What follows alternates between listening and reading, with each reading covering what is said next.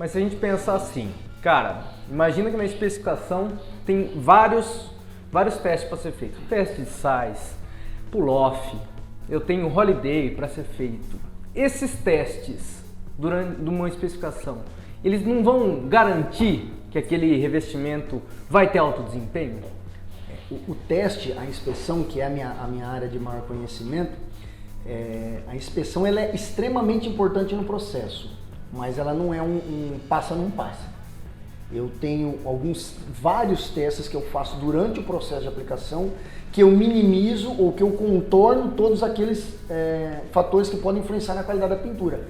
Mas dizer que se está aprovado eu vou ter resultado, muitas vezes foge do nosso controle. Vamos dar um exemplo muito clássico.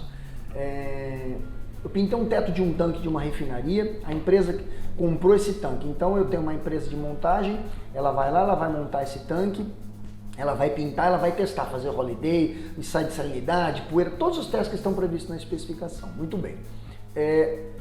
Ela montou esse tanque e entregou para o seu cliente, seja ele qual for. Esse exemplo se aplica a tudo, não é só tanque, eu estou dando um exemplo de tanque. Imagina que essa empresa que comprou o tanque, ela precisa instalar instrumentos nesse tanque. Então ela vai contratar uma outra empresa, ou às vezes a própria, tem um departamento específico dentro desse cliente que consegue montar e que dimensiona adequadamente os instrumentos nesse tanque que vão operar. Sensor de nível, temperatura, pressão, etc, que são necessários à automação do processo industrial. Essa equipe que vai montar esses instrumentos, que vai operar esses instrumentos, que vai fazer as averiguações, muitas vezes ela não toma o devido cuidado nesse teto. Então ele vai montar esses instrumentos e ele acaba dando um monte de dano mecânico no teto. E ninguém se atenta para isso. Não. E aí você pegou um esquema de pintura que estava previsto para 20 anos, por exemplo, para uma grande intervenção, e machucou todo ele com dano mecânico. Pequenos. Daqui 2 anos, o que vai acontecer? Alguém vai subir lá fazer uma inspeção nesse teto para ver a integridade do equipamento. Olha, mas essa pintura é uma porcaria, não está aguentando. Não fez holiday, não fez nada. Eu usei o produto de tal fabricante e é uma porcaria, não está suportando. Mas peraí, o produto falhou?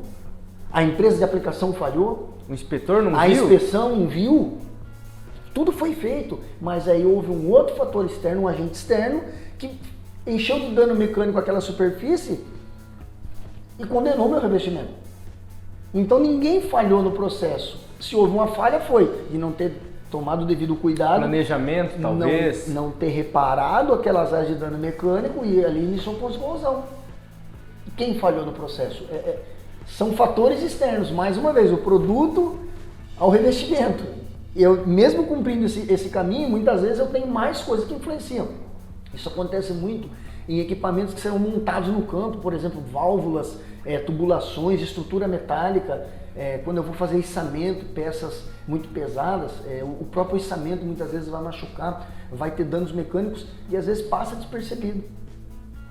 Por isso a gente faz sempre aquela analogia. O carro ele pode ter uma garantia de 3 anos, mas tem uma expectativa de 15, 20 anos. A pintura é igual, mas eu preciso, para ter essa expectativa de vida, de manutenções, de inspeção, de monitoramento e de inspeções, para eu verificar como está sendo o desempenho e conseguir avaliar se esse desempenho é por falha no processo ou se é causado depois pelo meio. Muitas vezes você, por exemplo, um outro exemplo que acontece estruturas metálicas. Eu tenho áreas na estrutura metálica, por uma falha de projeto, ficou área com coleta de água. Então choveu, a água fica parada ali.